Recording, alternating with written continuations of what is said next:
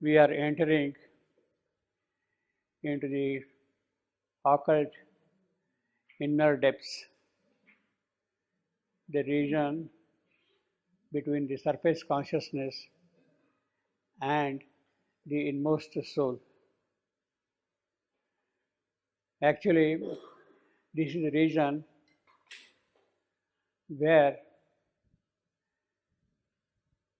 things get first formed, that they come out in the outward nature.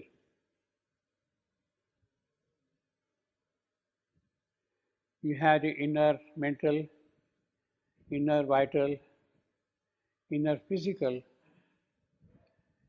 It is that which first gets formed, and then we have the external mind, external vital, external life, external gross physical. You see. Now, this is the working of the soul force itself. When we say the soul grows, what do we really mean by that? The soul grows.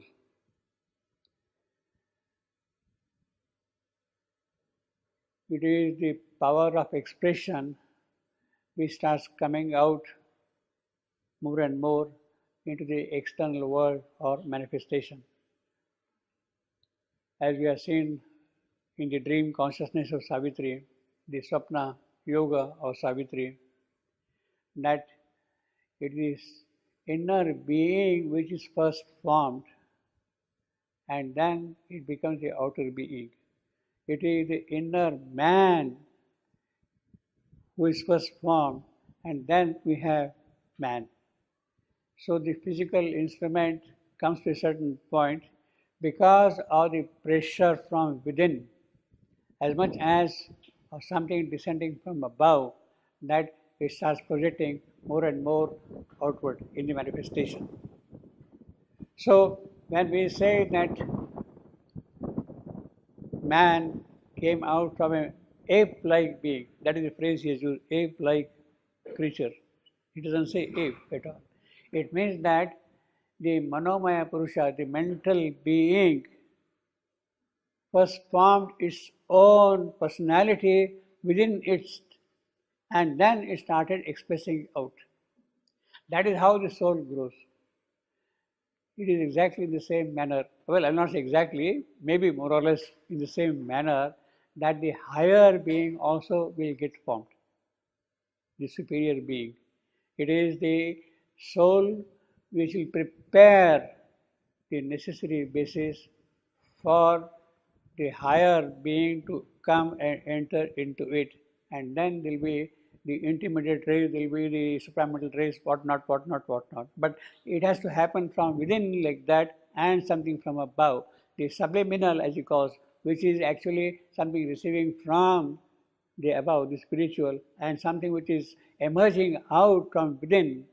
It is a combination of these two that the personality gets formed, you see.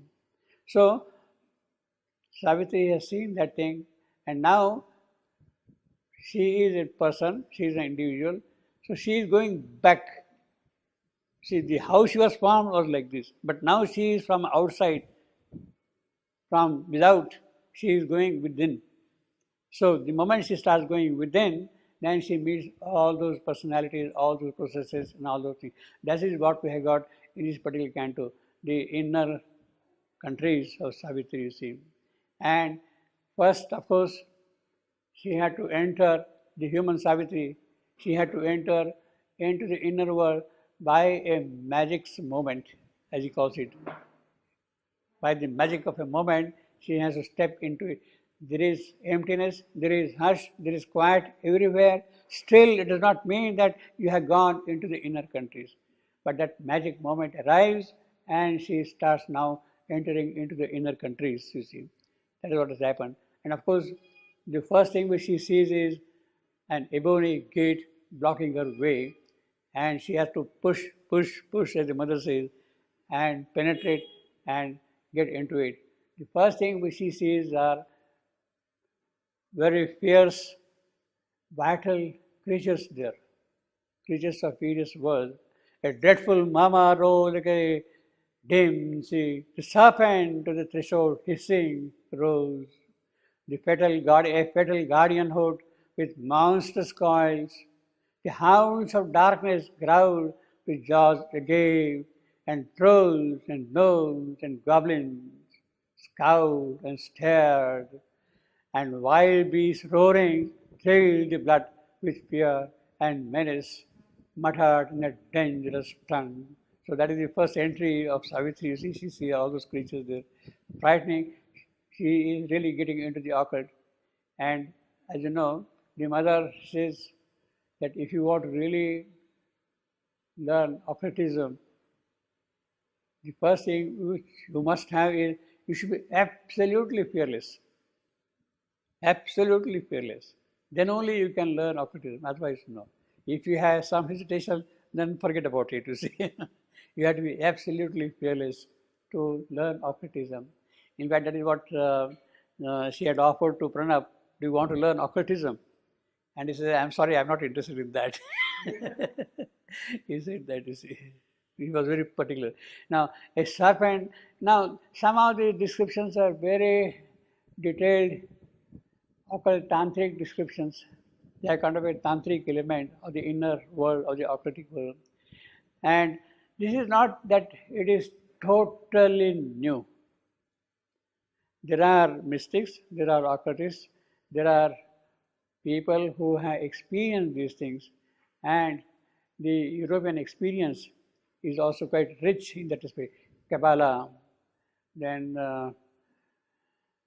there are many experiences of that kind, and they give detail. Even Blavatsky, Theosophists, they experience all these things, you see. So they have detailed out many of these things, you see.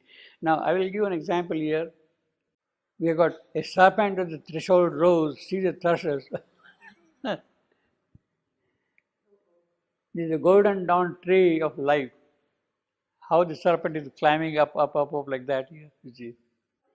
Well, there are different centers. They are different. See, basically, this is the Hebrew knowledge, and all the words, etc., they are in the Hebrew. Here is another one now, you see. Yeah, very fierce also. The serpent of the threshold rose. Now, here you have got three regions: the upper region, the middle region, the lower region. We'll see some of these things in detail, and how the serpent rises, how he guards the whole thing, you see. Yeah. So this is not a new knowledge in that sense, but it is there, occultism. But say the real depth of occultism, we don't know. This is soul, this moon, like that. You see, they got this is soul part of it, middle. The lower Jesod, that is moon. We have here veil of Paroket. Paroket is a Hebrew word which means veil. Paroket itself means veil. It means the veil of veil. As you see. A literal translation of the term veil of Paroket simply read the veil of the veil as Paroket. It is the Hebrew word for veil. It is also called the veil of the tabernacle, temple. So you have the sanctum sanctorum, or the inner part of the temple, and the outer part, courtyard and all that thing. And then they put different kind of veils behind. You can't directly enter into that thing, you see. Now, it is also called the veil of the tabernacle. What is meant by this term is the specific veil which was placed in front of the most holy and sacred part of the temple. The tradition of separating the space in the temple, which was accessible to the public from the inner sanctum by a veil, can be traced back to biblical times or the Old Testament. So this is the description from the Genesis. You shall make a curtain of blue, purple, and crimson yarns, and of fine twisted linen. So they were really good weavers also in those days, and the cotton was well developed. It shall be made with cherubim skillfully worked into it.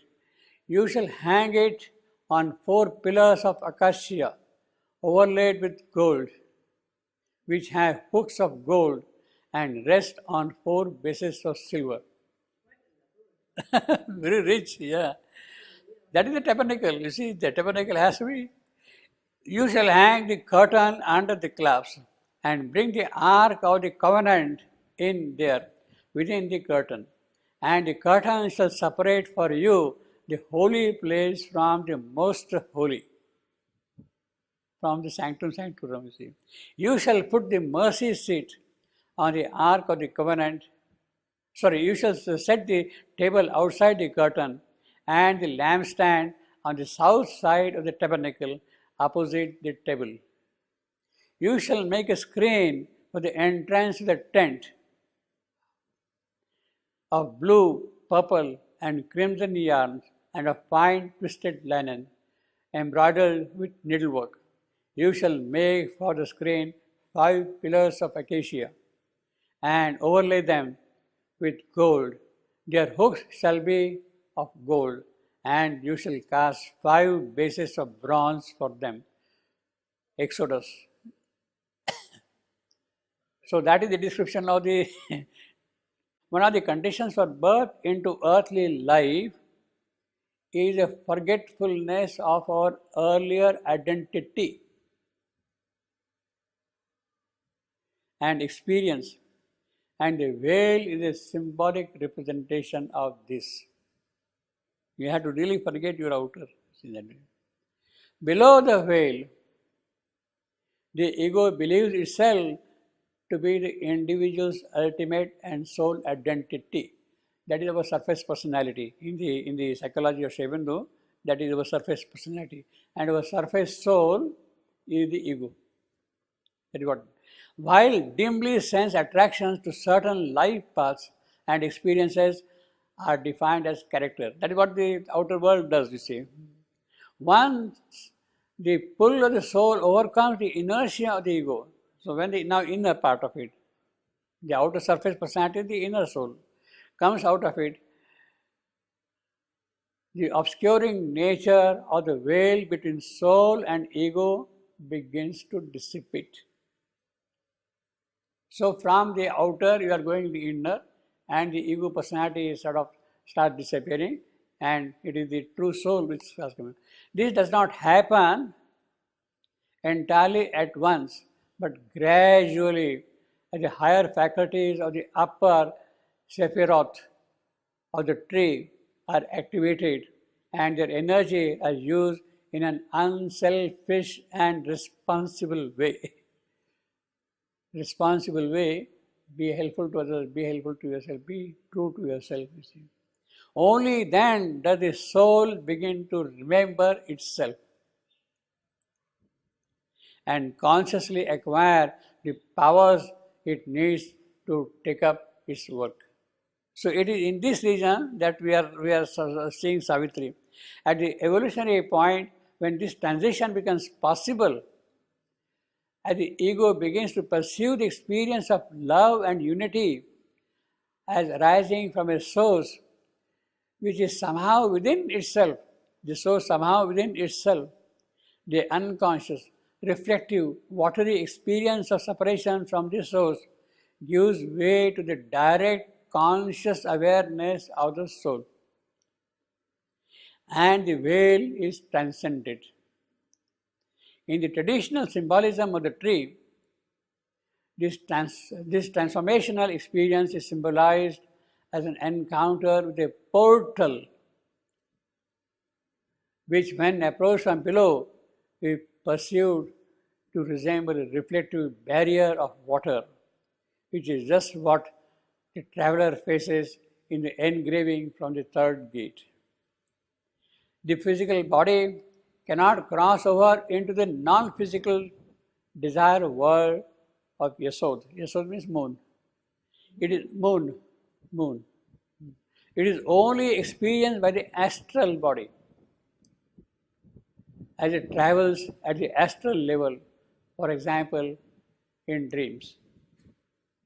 It is the degree of capacity for the commitment to the power of love, drawing us up towards communion with our soul, which determines whether courage will be sufficient to overcome illusory fear. will. Huh? Illusory fear. Yeah. When love, the soul overcomes the fear ego, perfect love casts out fear, and the ego is transcended.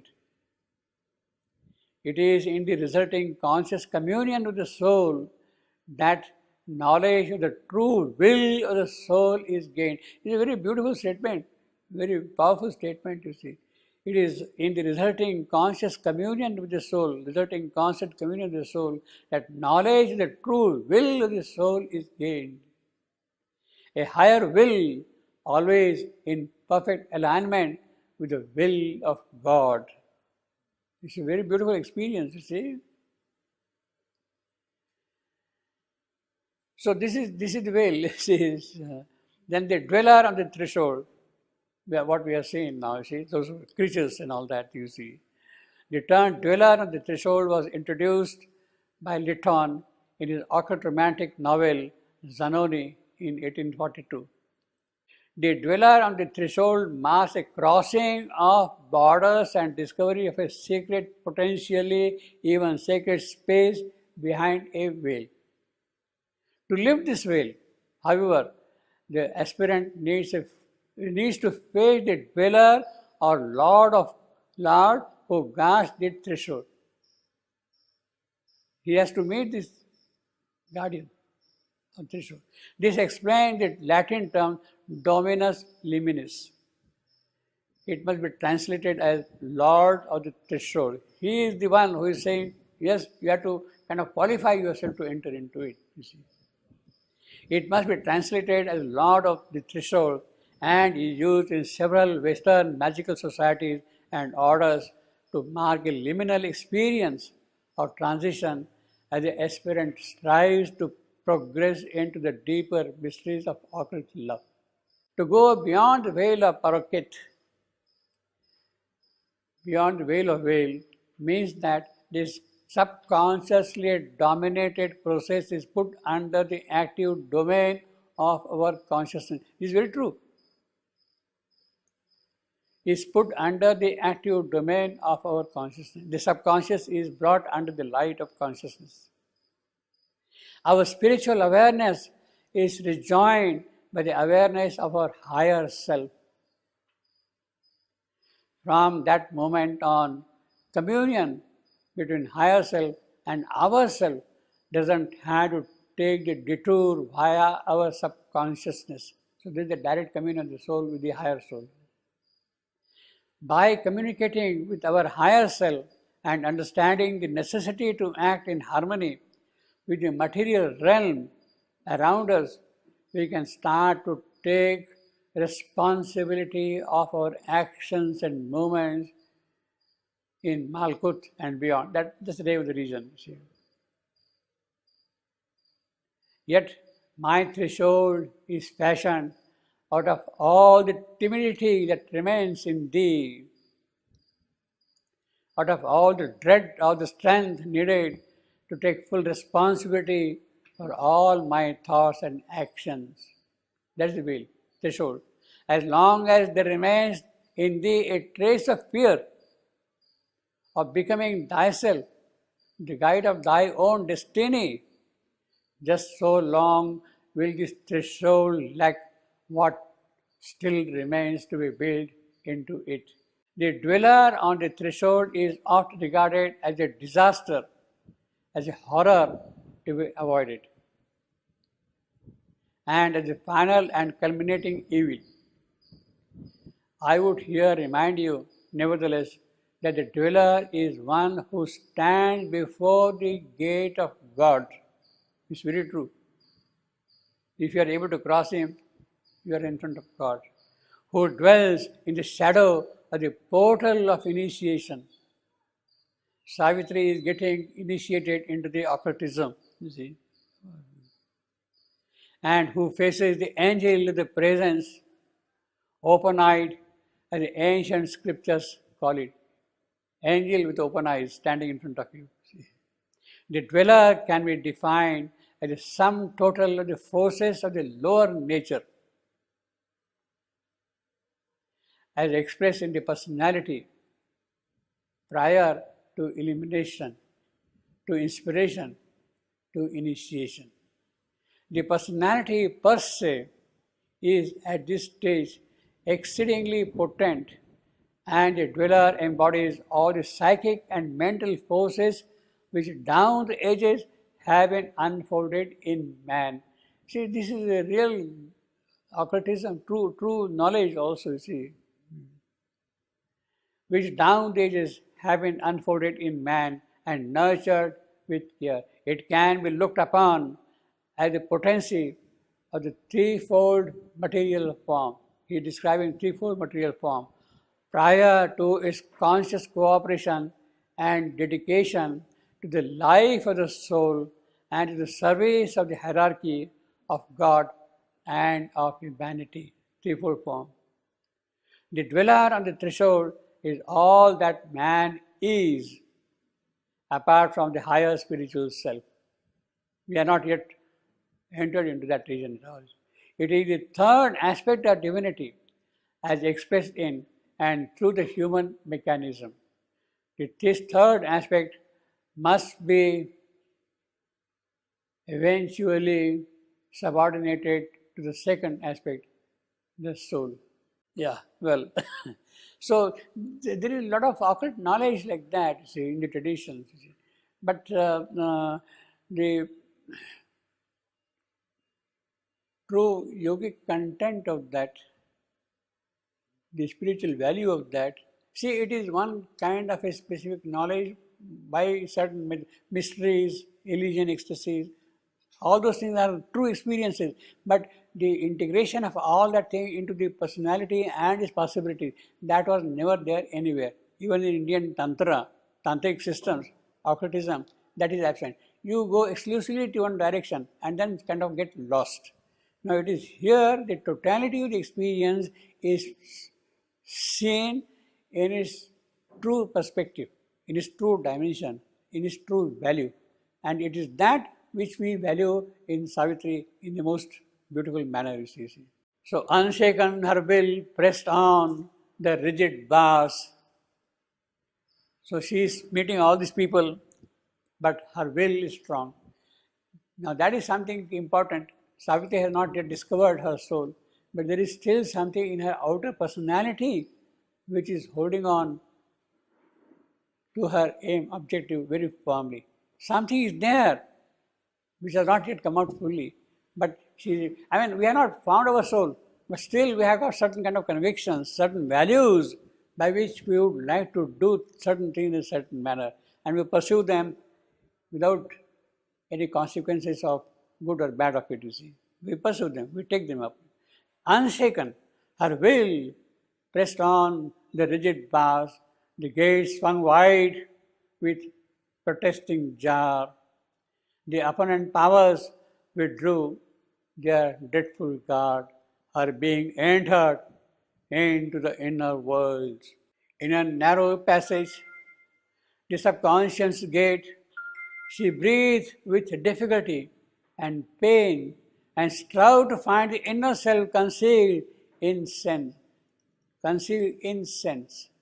Sense, it means basically the true sense is the mental sense, mind. Mind is the true sense in us. So the inner mind, it is which is hiding the inner self at the moment. Into a dense or subtle matter packed, a cavity filled with a blind mass of power and opposition of misleading gleams, a heavy barrier of unseeing sight. She forced her way through body to the soul. This is what Mother was telling last time. You see, push the beam, break open, enter in, and suddenly you see that. Into a dense. Now this is something grammatically very beautiful. He is using here dense as a noun. Into a dense or subtle matter.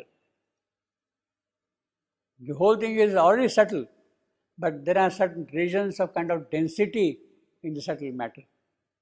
Into that density of subtle matter, which is packed with all these things, she is entering into a dense or subtle matter, packed, a cavity filled with a blind mass of power. So it is not seeing at all, mass of power. And opposition of misleading gleams, so go like this, conflicting with all these things are there constantly. A heavy barrier of unseeing sight, unseeing, blind, they're all going together. She forced her way through body to the soul, from the gross into the subtle, and behind that into the soul, the psychic. Across a perilous borderline, she passed where life dips into the subconscious dusk, a struggle of matter into chaos of mind, a swarm with elemental a swarm with elemental entities and fluttering shapes of vague, half-bodied thought and crude beginnings of incontinent foes. Those cannot be satisfied. She is entering into that. Struggles from matter into chaos of mind. Confusion on that thing. Elemental entities. Now, elemental entities actually stands for ghosts, which is a particular form of fragment. Something is left of your being, and that is a ghost. Vital, physical, whatever is remaining. A fragment. Earthbound spirits. These are the elemental entities. Earthbound spirits. Non-physical, subtle energy having life forms. Life, they are beings. Astral wildlife. You see, demons reside in astral space. Poltergeist, a noisy spirit,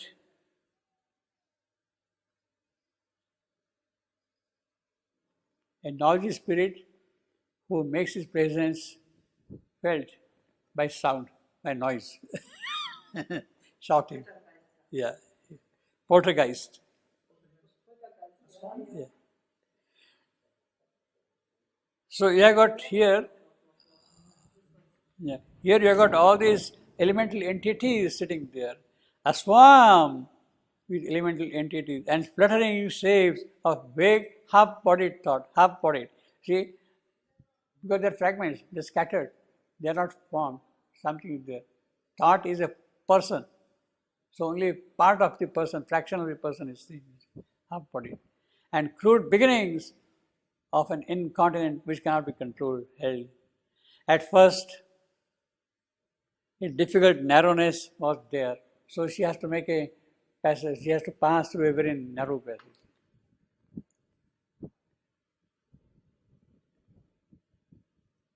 You have seen mothers, no, she was walking on a ridge, on one side tall mountain, on the other side a deep valley. One could have just slipped off, you see, like that, you see. At first, a difficult narrowness was there, a press of uncertain powers and drifting wills, for all were there, but nothing in its place. At times, an opening came, a door was forced. She crossed the spaces of secret self and trod the passages of inner time. Now, Savitri is entering into the inner mental, inner vital, inner physical, and therefore corresponding to them is the inner time. See, for instance, as a well-known thing, when you are in dream, you are moving in a different time world, dream time. I mean, you do a lot of things. The dream may be hardly for 2 minutes, but as if you are lived for years there, you see. So that's the dream time. So same way, each aspect has its own time. Inner mental, inner vital, inner physical, inner time. At last, she broke into a form of things, a start of finiteness, a world of sense. But all was still confused, nothing self-found. World of sense, start of finiteness, form of things. So they're all equivalent to you. Form of things, finiteness, world of sense. It is there where things start taking shape. Mind is the one which gives you form, a definiteness, finiteness to think, shape. Soul was not there, but only cries of life. A thronged and clamorous air environed her. So she is moving now, everybody is trying to collect her. A horde of sounds defied significance. She is hearing all kinds of sound, but no significance of that. A dissonant clash of cries and contrary calls. A mob of visions broke across the sight. Mob of vision. You see, they are all personalities. They are not metaphors. They are beings. Mob of visions broke across the sight. Jostled sequence, lacking sense and sweet. Feelings pushed through a packed and burdened heart. Each force is separate, inconsequent wave, but care for nothing but its ego's drive. So each one is trying to assert itself. It doesn't bother about others, you see. A rally without a key of common will. Thought stared at thought and pulled at a taut brain. So, you see, as I said, they're all personalities. Thought is a being, is a person. He is not just an abstract word here, you see. Stared at thought and pulled the thought. So it is this thought is trying to pull the physical brain. As if to pluck the reason from its seed and cast its corpse into life's wayside drain. What a horrible simile, you see. This is ultra modern. This is modern poetry cannot beat this one, you see. As if to pluck the reason from its seed and cast its corpse into life's wayside drain, so might forgotten lie in nature's mud, abandoned the slain sentinel of the soul. Forget. Very chilling, very dreadful. They are cruel. They don't have any, you see, because that thing is not there. Psychic is not there. So no feeling. Well, why assert? The way the creatures, animals, see, it is their nature to swallow. You feel morality and all that thing. For them, no. You see. So could life's power shake from its mind's rule. Nature renowned the spirit's government and the bare elemental energies. Again, he says elemental entities, now energies, you see. Make of the sense a glory of boundless joy, a splendor of ecstatic anarchy. Ecstatic anarchy. They are happy in their own world of anarchy. A rebel, mighty and mad of utter bliss. Splendor of ecstatic anarchy. This is the phrase Sri Aurobindo is using for the Indian politicians. Yeah. See, ecstatic anarchy, you see, it's real anarchy. You see. Everybody is trying to pull his own way, all those things, you see. It is anarchy, you see. And they're happy, you see. This was the senses instinct, void of soul. So the inner mental, inner vital, while she is going, she is experiencing all that thing. Or when the soul sleeps, hidden, void of power. See, the soul is there, but it is not powerful enough to exercise its influence on them. But now the vital Godhead wakes within and lifts the life with the supernal touch. So there is the consolation, the supernal touch, you see. But how shall come the glory and the flame if mind is cast away into the abyss? Mind is necessary, it has to develop. But how shall come the glory and the flame if mind is cast away into the abyss? See, it's very beautiful rhythmically, but how shall come the glory and the flame if mind is cast away into the abyss? For body without mind has not the light, the rapture of spirit's sense, the joy of life. All that becomes subconscient tenebrous in the absence of mind. All becomes subconscient tenebrous. Inconscience puts a seal on nature's page. So, mind saves you to some extent from inconscience. Inconscience puts a seal on nature's page, or else a mad disorder whirls the brain, posting along a ravaged nature's road. A chaos of disordered impulses in which no light can come, no joy, no peace. This state now threatened in the case of Savitri, that she may land into this region. A chaos of disordered impulses she might land. If the mind is not there, you will land into chaos of disordered impulses. So Savitri is now seeing that kind of a thing which might happen. This state now threatened, this she put from her. No, this cannot be. Get out from me.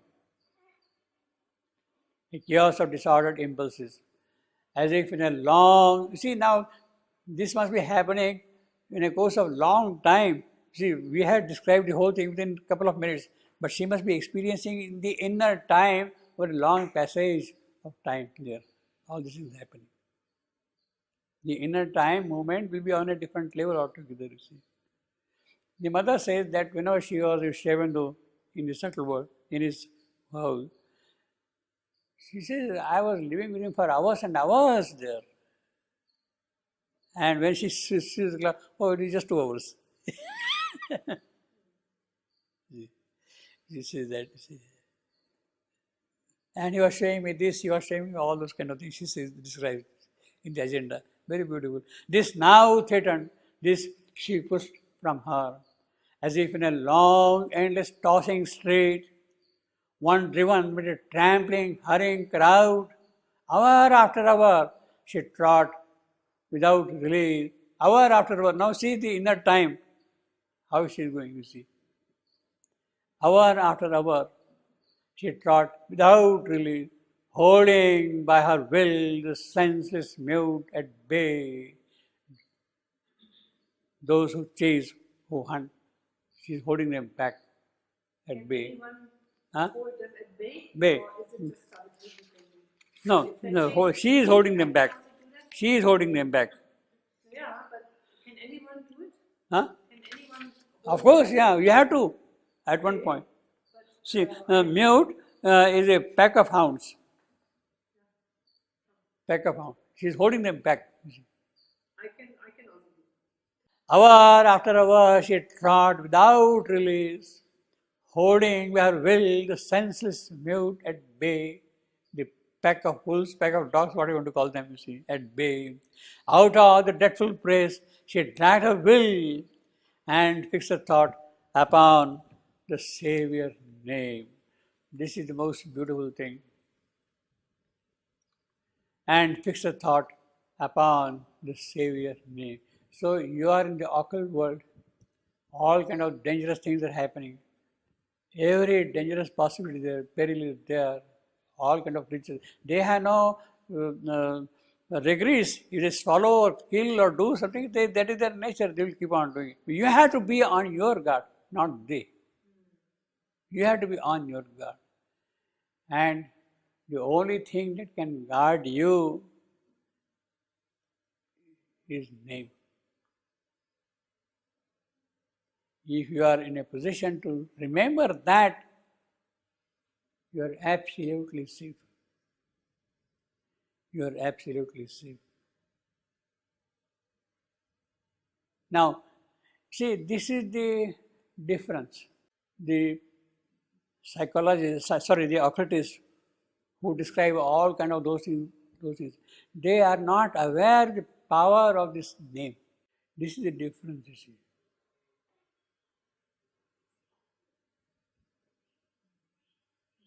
They experience, they take risks, all kind of things are there, you see. Then how do they get saved? They take the risk, it's all right. They take the risk. Ah. See, it happens everywhere. So that is why, the safest thing is you have to do this thing, but at the same time, your psychic has to be open to receive the true proper guidance all the while. Now, Savitri is not aware of her psychic yet, but there is something which responds to the psychic which is there within her. Suddenly, name, finished, all disappears. All disappears. And actually, it is that perception of something within you, not realization or knowledge of it or identity with it, but some perception of it, which makes you fearless. Which makes you fearless. Name, yes, I'll be absolutely safe.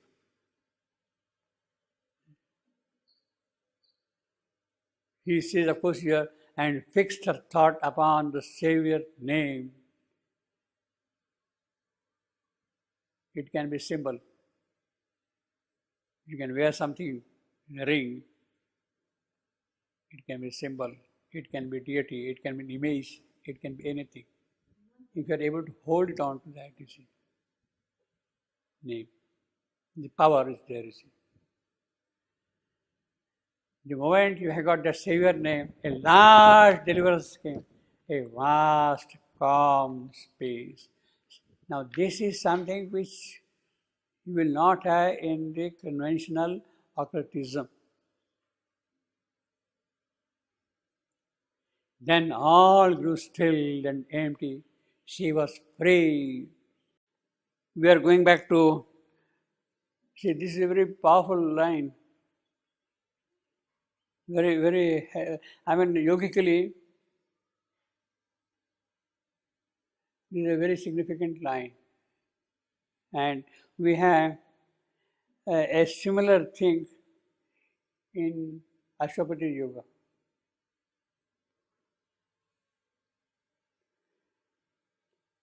$64.43.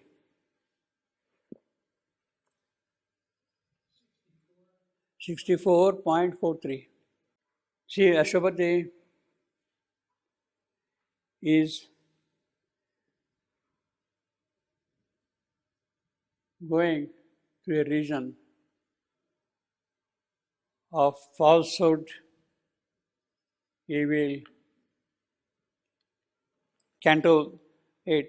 Word of falsehood, mother of evil, and the sons of darkness. He is meeting them all. The word of falsehood, mother of evil, and sons of darkness. This is what we are seeing, sons of darkness, in a way. And here it says, arousing, let's read from the earlier one. The skillful penman's unseen finger wrote, 42, I'm reading 42. A skillful penman's unseen finger wrote, his swift intuitive calligraphy. Earth's form were made his divine documents. The wisdom embodied mind could not reveal. In conscience chase from the world's voiceless breast, transfigured with the fixed schemes of reasoning thought. Arousing consciousness in things inert,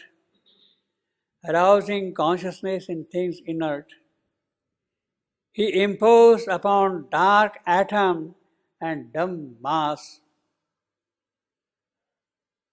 the diamond script of the imperishable. That is the penman, skillful penman. He imposed upon dark atom and dumb mass the diamond script of the imperishable, inscribed on the dim heart of fallen thing a paean song of the free infinite, and name foundation of eternity. That is what is the name, the foundation of eternity. In the world of falsehood, when he is meeting the mother of evil and the sons of darkness, he is now writing the name. And the name, foundation of eternity. That is the foundation of eternity, name. We have defined what name is here. Definition of name is the foundation of eternity. So she thought upon the Savior name. It is that foundation of eternity she is able to recollect that news. And traced on the awake, exultant cells. You see, even our body cells, his body cells now are happy, exultant cells.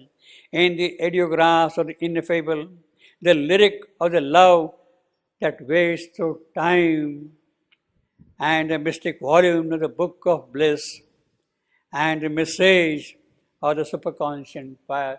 So he is writing down there the message of the superconscient fire.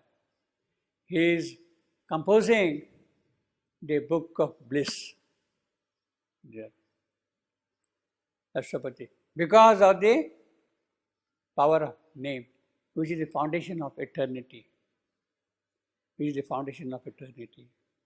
57.23. Ashwapati is in the world of night, descend into night. The pilgrim of the night. Assassination, he had an assassination of the night and is now meeting night. The rendezvous with the night, you see. Only were safe who kept God in their hearts. Courage their armor, faith their sword. They must walk. The hand ready to smite, the eye to scout, casting a javelin to guard in front, heroes and soldiers of the army of light. The guard in front. So they are the ones who are carrying the javelins. The Roman heroes, they used to use, Heroes and soldiers of the army of light. So here, basically, only were safe who kept God in their heart. That is name. So Savitri is safe here. She is not yet aware, but she has kept that soul, that name in her soul. Fixed her thought upon the Savior name. Then all grew still. That is the power of name. Suddenly, the experience of calm. Large deliverance came, a vast, calm space. A while she moved through a blank tranquility. So in that now calm tranquility she is moving. Of naked light from an invisible sun. The sun you are not seeing, but the night is naked. Pure night. A void that was a bodiless happiness.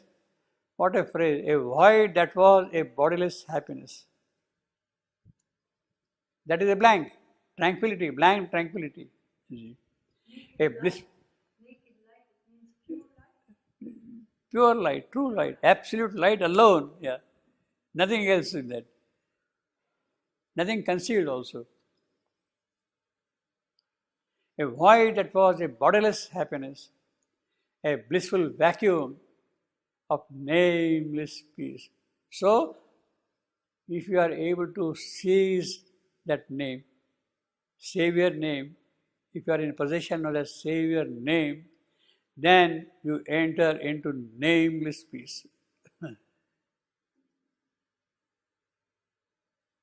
The power of Savior name is nameless peace.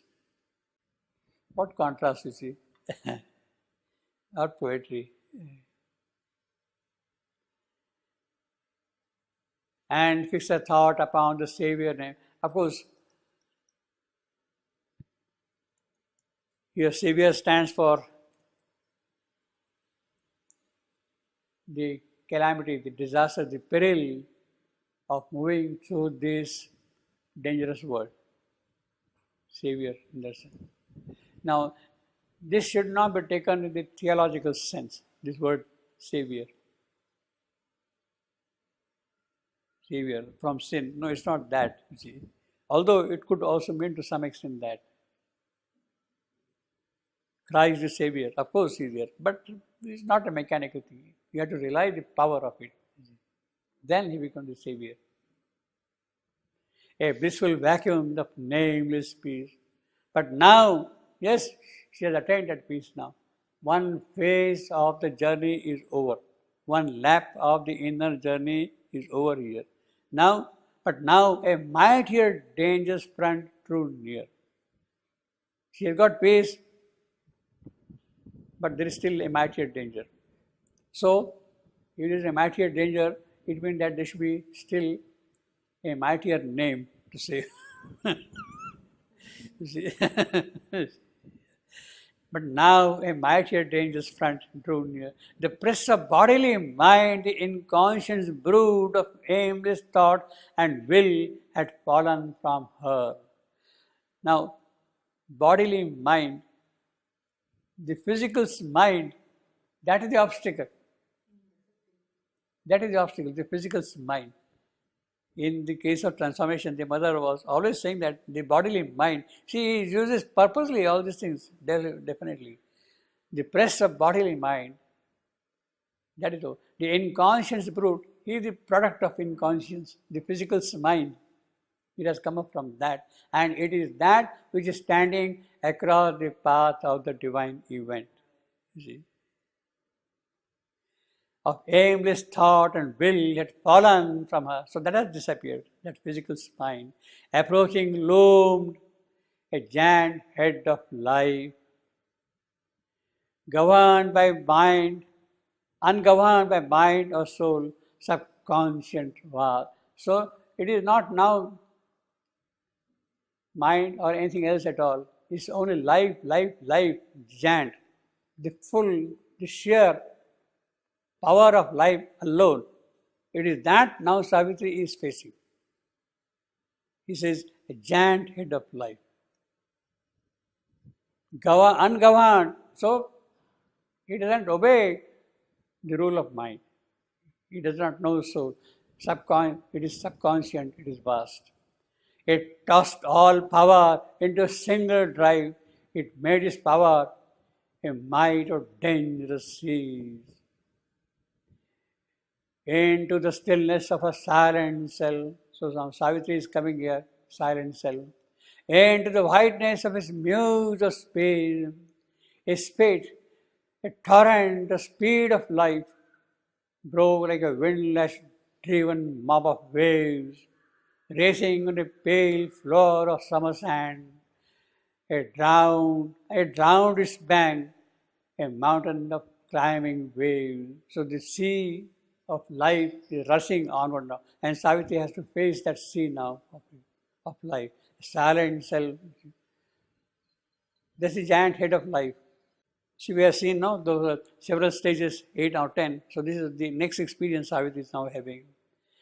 Into the stillness of a silent self, into the whiteness of its muse of space, a spade, a torrent of the speed of life, broke like a wind-lash-driven mob of waves. So the strong wind is there and the waves are rushing. It drowned its banks, a mountain of climbing waves. Enormous was its vast and passionate voice. It stands for giant head of life. It cried to her, listening spirit, as it ran, demanding God's submission to chainless foes. That is demand. God must submit to it, demanding God's submission to chainless force. You cannot control that force. A deaf force calling to a status dumb. A thousand voices in a muted wall. It claimed a hard support for its clutched joy, for its need to act, the witness shows consent, for its lust of power, her neutral beings steal. Into the wideness of her watching cell, it brought a grandeur gust of breath of life. So this next step now, from the giant head, breath of life. Its torrent carried the worst hopes and fears, all lives, all nature's dissatisfied, hungry cry, and the longing all eternity cannot fill. So that is that's the longing, the wish, that eternity also cannot fill it.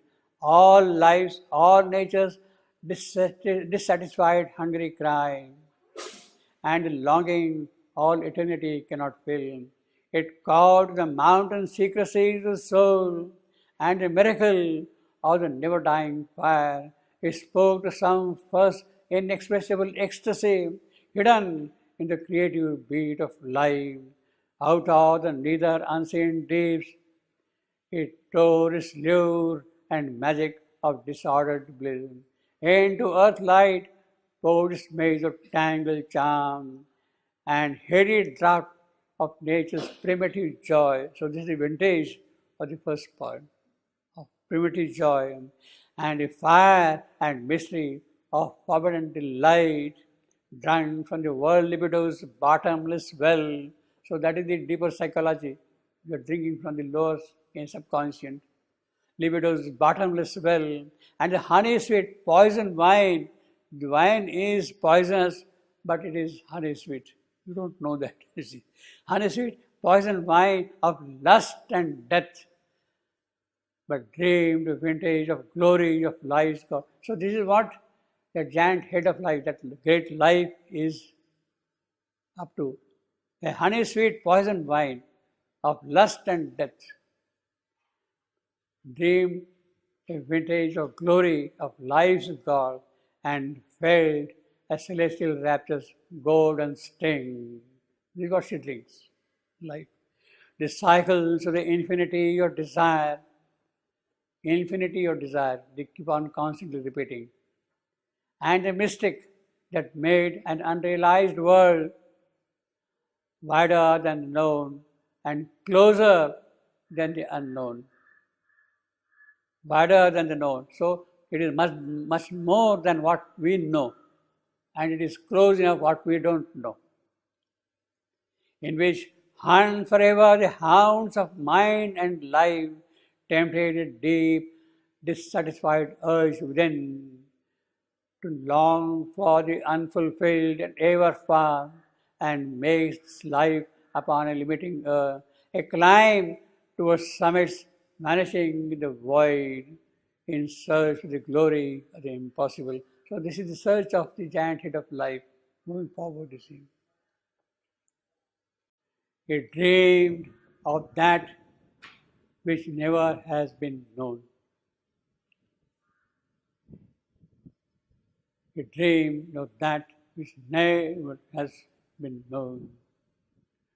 It grasped at that which never has been won. That is the power of life, the urge, the impulse, the strength also of life. It chased into an Elysian memory, the charm that flee from the heart's soon lost delight.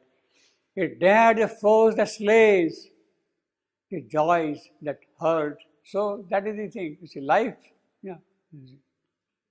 The joy that hurt, the force that slays, it dares. You see. The image, the shape of unaccomplished things, and summons to Circean transmuting dance, and passion tendency, the course of love, and wild beasts ramp and roam with beauty and life. So this is the Greek image. Circean island, where Circe,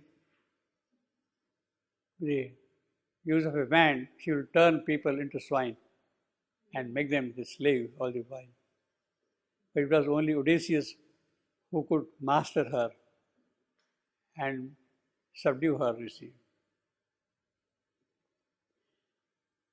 So she is a Circe.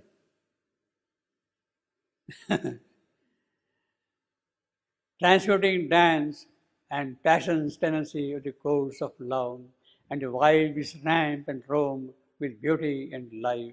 So she allows every kind of thing, activity. That is the power of life. Expression, what is dull, inert, what is locked in matter, somehow she wants to bring out, irrespective of the consequences. Give breath, give life to them. What happens? That is not her concern. She is really a brava. She has dared into matter and done all that thing. It brought its cry and surge of opposite powers. You see, this is the point, you see. She can't do that. And because of it, matter became alive, breathing. That is the power of life. Its moments of the touch of luminous flame, its flame ascensions and sky-pitched vast attempts, its fiery towers of dream built on the winds. So she is building up, you see, on the dreams. Fiery towers of dream built in the wind, and its sinkings to the darkness and the, so all these things are there, up, down. And its sinkings towards the darkness and abyss. Its honey of tenderness, its sharp wine of hate. The opposite, she doesn't bother. Its changes of sun and cloud, of laughter and tears. Its bottomless danger pits and swallowing gulls. Its fear and joy. So on the one hand you got sky-pitched attempts. At the other hand you got dangerous pits there, you see. Its fear and joy and ecstasy and despair, its occult wizardries, its simple lines and great communions and uplifting modes, its faith in heaven, its intercourse with hell. In fact, that is possible only because of life. She is able to link up these two. Otherwise, matter would not have awoken to its breathing possibility. So she is seeing now the play of life. In fact, the whole description which is there in the Ashwapati Yoga, covering 3 or 4 cantos, Savitri is now seeing that in the inner world. What is in the hierarchical world, she is seeing now in the inner world, in the inner domain. These powers are not blunt with dead weight of earth. So they are real powers to do this or do that. I mean, there is a question of morality, no ethics, nothing. This is the thing which has got to be done and done. Consequences we shall see later on. These powers were not blunt with the dead weight of earth. They gave ambrosious taste and poisonous sting. So they were not dull, you see. There was an azure in the gaze of life that saw heaven blue in the grey air of night. See, that is the miracle. Why she is doing all that? Because she sees in the grey of night the possibility of a blue heaven. In the darkness of night, a new blue heaven can open out. She sees that, and therefore there is that azure in that. How it will happen, she does not know at the moment. But she sees that and she is working in her own way, unhindered, without any inhibition. She is exercising her force, her power fully. The impulses Godward soared and passion's wing, that is because of her.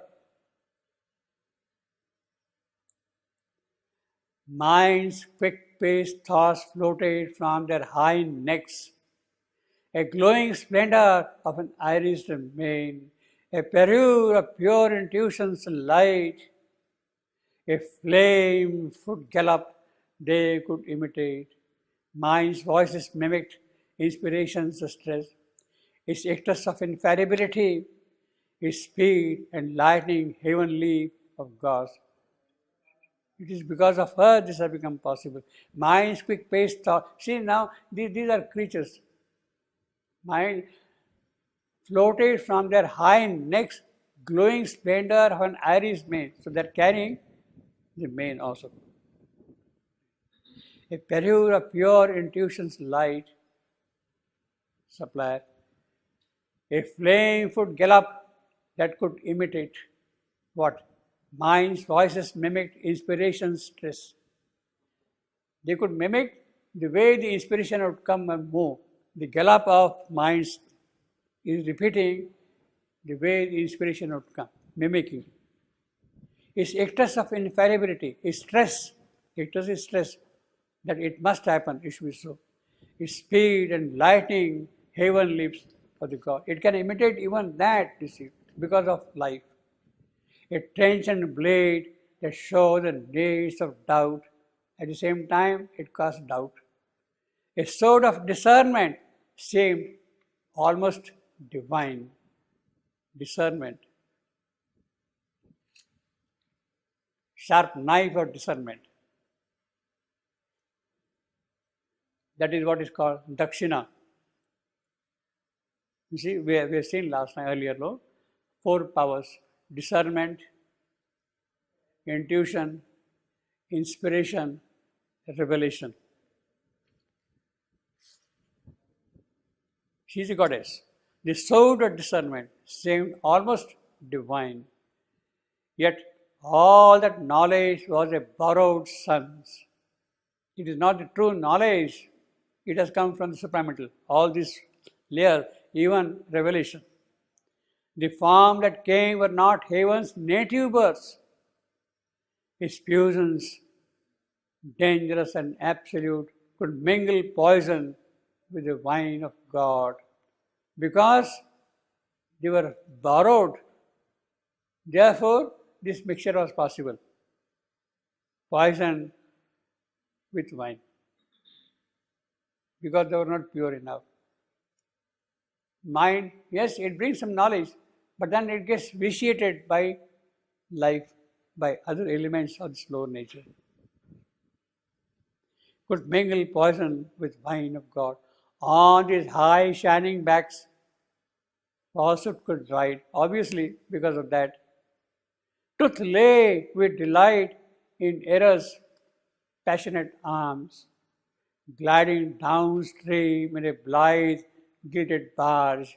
So it is moving in a barge which is having golden sails gliding. Means our thoughts are only imitations of the truth. They are not really gold, imitations of things. Could mingle, she gliding downstream in a blithe gilded bar, she etched her ray with a magnificent lie. Here in life's nether realms, all contraries meet, in spite of mind. Truth stares and does her works with bandaged eyes. Truth is not true here, and she cannot see it truly. And ignorance is wisdom's patron here.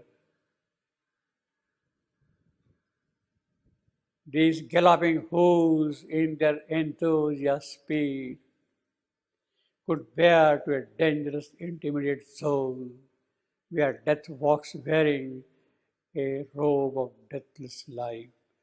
Dangerous, intermediate zone.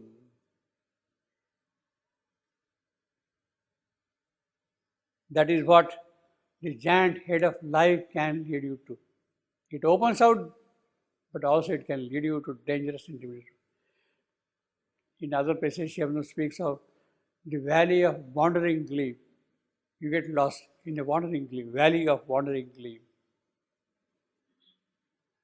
In Pilgrim's Progress, it is slow or despond. Despond, you feel frustrated, lost totally, and then give up. I think we'll take up that thing next time. It's a big topic. We'll review some of these things again, but it's a big topic, you see. Wandering, the dangerous intermediate zone. Circe, a minor goddess which enchants, which enchantress sorceress. Homer speaks of her as loveliest of all immortals. Loveliest of all immortals. Daughter of Helios. She is the daughter of sun god himself, Helios. Had vast knowledge of drugs and herbs. So she could give a drug and poison you and drink also, or bring to life also. Vast knowledge of drugs and herbs, which man transformed her enemies into animals.